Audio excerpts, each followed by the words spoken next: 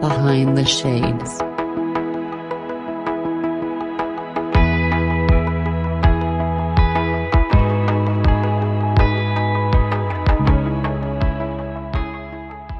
My name is Alyssa Beth. I am a parenting and relationship coach, mom advocate, and I am the CEO of Psych Girl Coaching, and I am host of the Relationship Redefined podcast. So people can find me at psychgirlcoaching.com, and I am in the Pacific Northwest. I'm like in this tiny little area close to Montana. So Perfect. So take us through, how did you get started speaking about this, and tell us a little bit about your journey?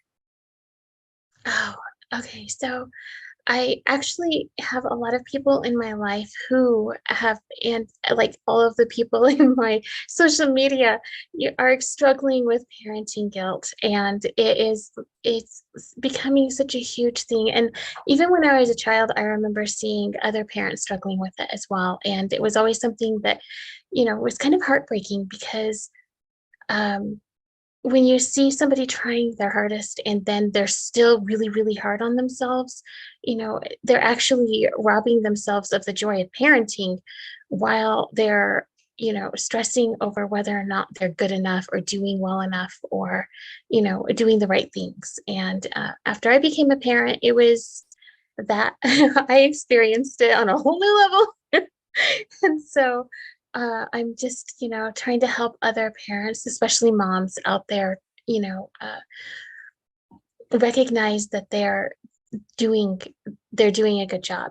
And I'm also trying to help them find a balance, become aware of their trauma triggers and, like childhood wounds so that they can parent from a place of authenticity and be aligned with who they are. Perfect. So when you're speaking to the parents and to make sure that they're doing the best that they can, because I don't have any children, and sometimes I know it can be very difficult to be the type of parent that you'd want to be. What are some of the blocks, or maybe some of the um, roadblocks that they have, or issues that they may find when they're trying to be the type of parent that they believe their children deserve? That is a very good question. It generally goes back to healing past trauma and recognizing your triggers, like your emotional triggers, like anger, frustration. A lot of parents get really upset when they raise their voice at their children or act really impatient with them. And it actually, that just stems back to trauma triggers that need to be resolved. So it's, one of those things where you just take a step back and say, okay, why am I feeling this way? Why am I acting like this? So, you know, I actually work more in depth on that in one of my courses because it's something that's, a habit that needs to be, uh, oh dear, I lost the word. I apologize. No, that's okay, because I know for me it could be like a little confusing, right? Because you're trying to identify what you're bringing in from your own childhood. I know for me, I grew up without my mother and my father, and I wanted to have a family so bad. So when I was like 18, 19 years old, I was like, to the girl that I was dating at the time, the young lady, we started talking about marriage. We're still in school. We probably didn't even have $100 to our name, and we're planning these big dreams, right? Just because we both wanted to understand what it feels like to have a family of our own. And as we began to go down that path, we realized we were so unprepared. Right. Right? We didn't Yeah. know where we're going to live. We didn't know how we're going to raise the children. We didn't know, is religion going to be a part of it? Is it not? Are we going to celebrate this? Are we going to celebrate that? We're just like, we didn't have the best of parents. We didn't have the best of childhood. So we are going to be super mom and super dad. But we started to get a job. We started to graduate school. Um, do you find sometimes that the clients you speak to, or the people you speak to, they have these lofty dreams, but they don't have a way to obtain them? Yes, yes. And actually, I applaud you and your girlfriend for recognizing that you weren't prepared and actually talking about it, because there are so many couples who start out and they want it so badly that they're not actually even emotionally prepared with each other. They don't have the uh, relationship foundation to start a family, and that kind of makes, when a child is brought into that mix, it can kind of crumble things. And so they have to actually stop and build up a relationship, because it is very difficult and you're never ever prepared for parenthood. I remember my mother telling me this when I was young. She's like, no matter what you do, no matter how, I mean, I was a nanny, I was a tutor, I had experience with children. And then when my son came along, he was just a totally different thing. There was no preparing for him. So, Did you were you able to use some of your training to assist you, or what type of support resources or support in general was able to help you through your own journey? ah, resilience. Uh, um, he was autistic, and I didn't. We have autism runs in our family, which is typical, but I didn't realize he was autistic, because to me he was rather normal, and to the other children in my family. So I didn't really think about it, and then I did a lot of studying because I really didn't have that much support from my family. He was he was conceived from trauma. He was born from trauma. There's just so much trauma surrounding him. So his whole first years. And so it was like, I had to kind of do it alone, and I had to grow on my own and learn how to deal with my trauma. Once I figured out how to deal with my trauma, and start working on healing myself and doing the inner work for myself, then the parenting part became a lot easier. And that's when I realized that I needed to help other parents, and say, hey, you're not a bad parent. You're just working, you're coming from a place of your childhood, your child, just like your inner child is speaking to your child. So Were there any issues that came up that you thought wouldn't, but now when you look back, you're like, okay, this is was a test to see how well I could perform under the pressure and make sure that I'm still raising my child to the best way of my ability. so many things. Yes. Yes, definitely. And again, that is when I realized that there came a point when I realized that even though my family was well meaning, um, I needed to actually be the parent and not allow everybody else's opinions and advice to get me down, because I had so many people. I mean, I even had strangers on the street telling me how to raise my son. And it's like, okay, I'm his parent. He was given to me for a reason, and I need to own this. And I need to actually step up and do what needs to be done. So I actually just kind of cut off everybody else's voices, everybody else's advice. And I had read so many parenting books. I mean, stacks upon stacks of parenting books. And I just closed everything off and just listened to me. And then I started making decisions based off of my intuition. So, and then whenever anything else came up, because a lot came up once, I realized he was autistic, I was like, oh, well, I need to deal with this and I need to deal with that. And so I had to, constantly push myself outside of my comfort zone and say, you know what, I can't hide from this. I'm the only one here to deal with it. So Was that difficult for you to do, where you had to like separate yourself from all the other voices and maybe all the other people and carry it forward? most definitely. Yes. Yes. That's actually, again, it's part of the parenting program, and the parenting program is longer because that is something that it's not like you can say, okay, well, I'm not going to listen to that person anymore. Think about, okay, there are a lot of people who have their mother's voice in their heads. And it might not be their mother. It could be their mother-in-law. It could be their sister. It could be, for me, it was my grandmother, and then it was my mother, and then it was my sister. I had so many other voices in my head, and they were actually very critical voices. And I just had to step away from those voices and say, you know what, you do have good points, but I need to do what I know is right. And I need to do this, I need to do what aligns with me. So, and once I started doing that, I am a much more confident parent. And my son's not like, before he'd have constant meltdowns and stuff, and he's like really, really calmed down. And I think it's because I stepped into who I was. So, but it was not easy, no. I look at some of the parents that I know. Well, I wouldn't say they're quite young, but they're still young enough to maneuver around and things like that.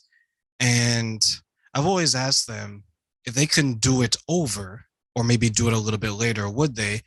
And they come back and they say some of them wish they did it earlier, meaning that they wish they became parents earlier because they always wanted to make sure that they were as active as possible with their children. Where I think a lot of times, at least in this part of the world, in Canada where I am, I think we delay it either for our own trauma or maybe like our career or for these other reasons. But then when we ultimately get into it, we're like, this is such a beautiful thing. Why did I wait until I'm 35? Why didn't I do this when I was 28, 25? Do you see some of the clients that you're working with wishing that they started earlier with their same preparation, or are they defined by I had it when I felt that I was ready to do so? I actually, for the most part, they're so overwhelmed with what they're dealing with that they haven't actually said whether or not they regret waiting so long or starting earlier. Some have started a lot earlier, and then some have waited. And ultimately, I think that a regret like that is, it's kind of something that's in the past. You already made that decision, so it's okay to let it go and to just be in the moment. But I do understand. But then I've known a lot of parents who started really young, and then they were like, if I just waited a few more years and gained a little bit more maturity, then I would have been able to handle this so much better. So it depends completely on the person, I think. I will say I agree because it's not like we could choose it. We just have to make sure that we're able to do so. And many times we wait until because there isn't a right time, right? We can't say by 33, I No, got this. no, if I'd been able to Right? dictate my life like that, it would have been completely different. Yes. Absolutely. It's okay. I feel that I'm prepared to do this, right? It's like when you're changing jobs, I feel confident to do this. Mhm. And what are some of the tools that maybe we can assist with the new parents or the parents who are looking or the people looking to be potential parents? Let's say me, right? If I want to be a parent and I say in the next year or two, I want to start my own family. How can you help me help myself to prepare for parenthood? Okay, so like I said, the most important thing is to work on your triggers. Notice when you get angry about something or feel heated about something, or even things that bring you joy. But work on those things that are, that cause frustration, because those are the things that will pop up. Children have a tendency to bring forward all of your old wounds. And sometimes you might find yourself reenacting certain things from your childhood, or wishing that you could go back and change something that hurt you really badly in the past. And people have a tendency to um, talk it out through their children. And so my biggest thing would be to work on your triggers first, because that way, when you go into parenthood, you're going to be able to come from a more emotionally mature standpoint. So you won't be thinking, why did I say that? Why did I do that? I hurt my child, you know, and that's like one of the biggest things. You don't want, in we have a tendency also to project our fears on our children. So, you don't want to, that is like one of the biggest forms of parenting guilt. So for those who don't know, what is parenting guilt and how do we deal with that? Parenting guilt can come in all types of, forms.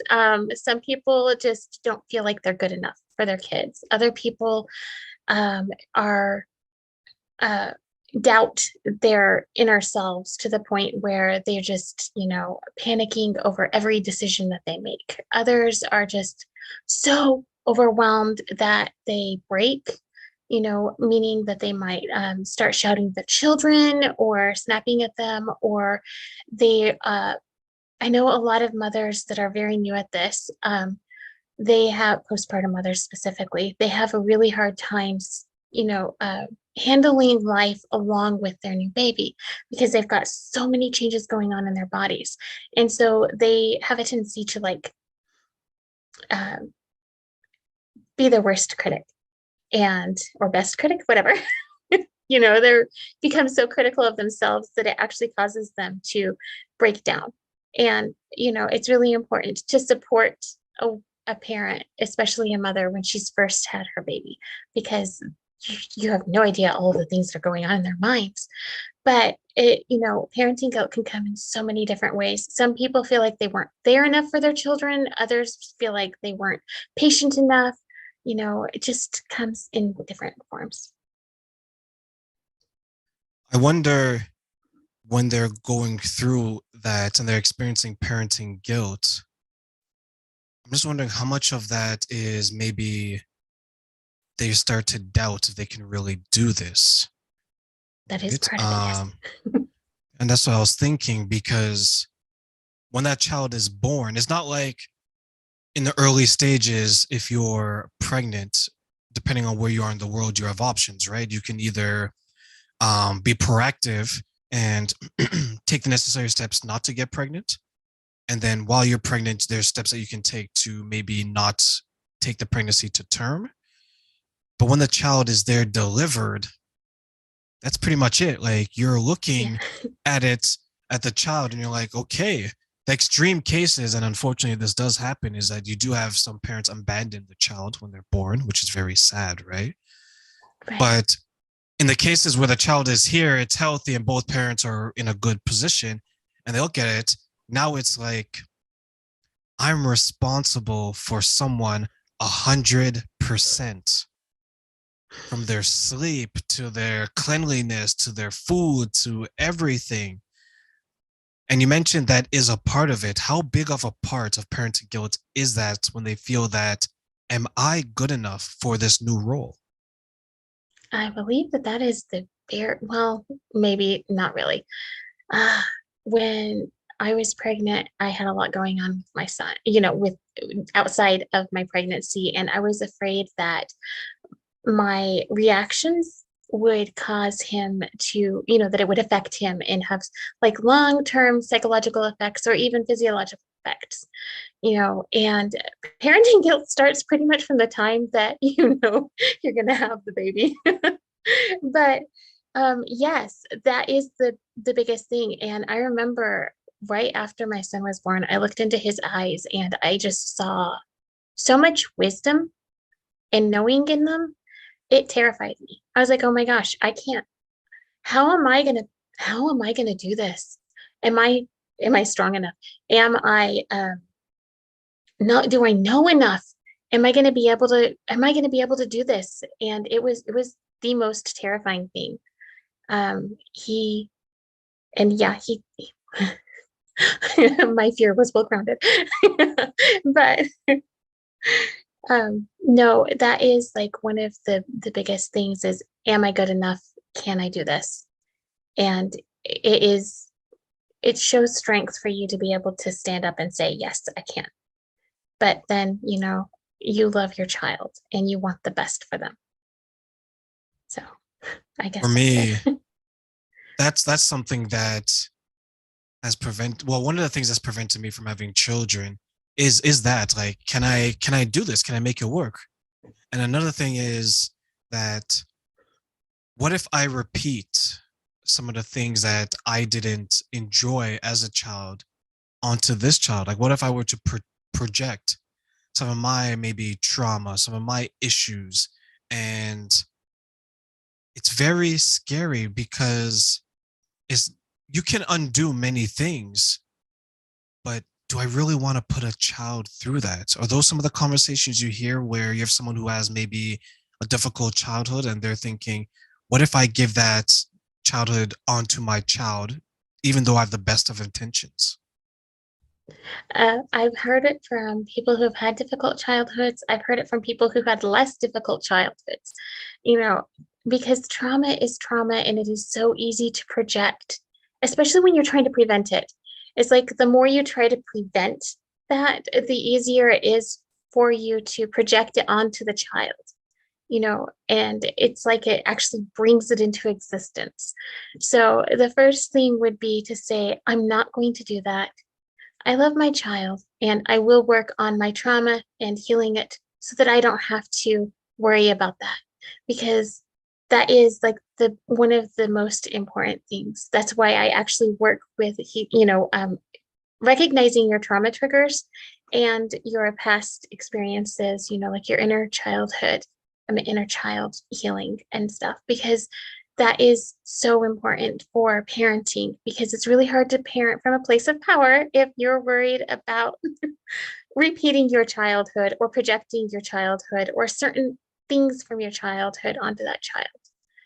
And that is, I had to go through a lot, and I really, really felt bad for my son that he had to be the one that, went through it with me. I'm so grateful to him that he's here with me, because parenthood is about healing. It is truly about healing and finding your strengths, because first of all, nobody is going to do it completely right, because it's just not, but it's about learning and growing too. So it's okay to make mistakes when you're a parent, and it's okay to have cause trauma, because honestly, you can't not. It's just part of the human experience. So, and even when I was discussing something with my mom the other day, and I was telling her how traumatic it was for me. She's like, how was that traumatic? And it hit me that no matter how hard we try to protect our children from this, you can't protect them from trauma, because everybody experiences things in a different way. So I think the first thing you would want to do is say, you know, give yourself a break and not worry about it, because it's going to be okay. And you will be a great father. You're going to be a great parent. And for the parents out there who are desperately trying to be good parents, you're a great parent. So you don't need to worry. You just need to love.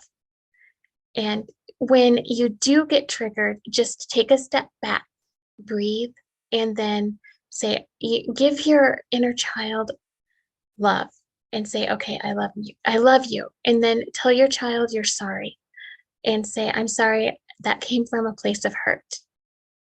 Don't hold on to it, and don't be afraid to say, I'm sorry to your child, as long as you mean it, of course. But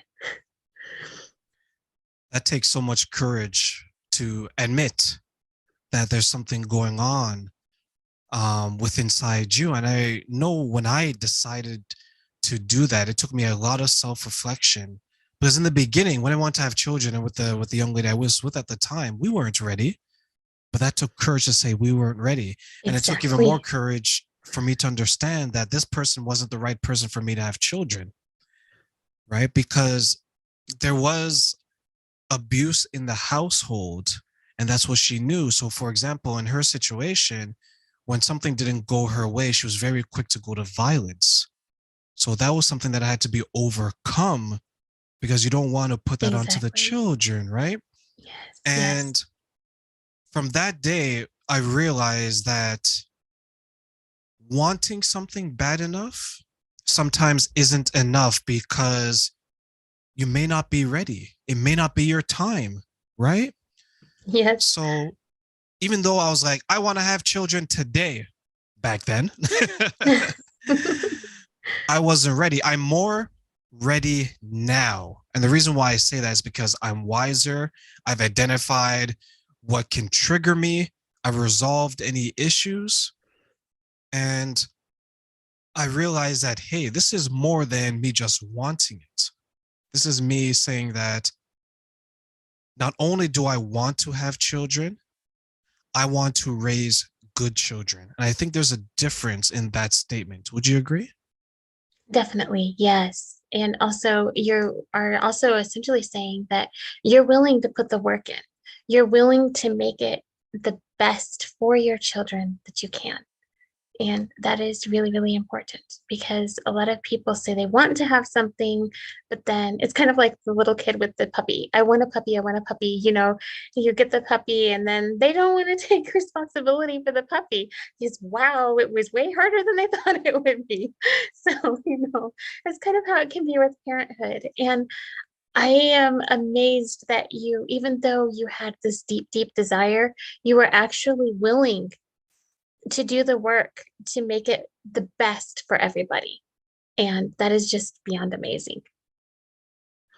Thank you. So, as we close today, what advice would you want to give to the potential parents out there who are looking to do the work, who are looking to understand themselves so they can be the best parent that they can be? What advice would you want to give to them? I would say, again, work on your trauma triggers and recognizing your triggers because it's not always trauma, but recognize all of those triggers and start working actively on uh, addressing them so that you don't have to worry about projecting that on your children later. And also work on self-compassion and self-forgiveness because no matter you can't love you can't give all of your love to a little being if you're not giving enough love to yourself. So because eventually you will run out. And I am very, very loving and I had a really hard time. I got to the point where I was burnt out because my son was very, very um he needed me a lot. And I was single, so I had to do it on my own. And he was not an easy child to, he didn't go to bed. He didn't sleep. I didn't have time for myself and I was pushing myself. And it was years of me trying to do everything for everybody else and follow everybody else's expectations. And eventually it almost broke me physically and mentally and emotionally, so once I realized that I needed to practice self-compassion and self-love, that's when things started to shift. So if you could do that before you have kids, so that when you do have kids, it will make things so much easier on you.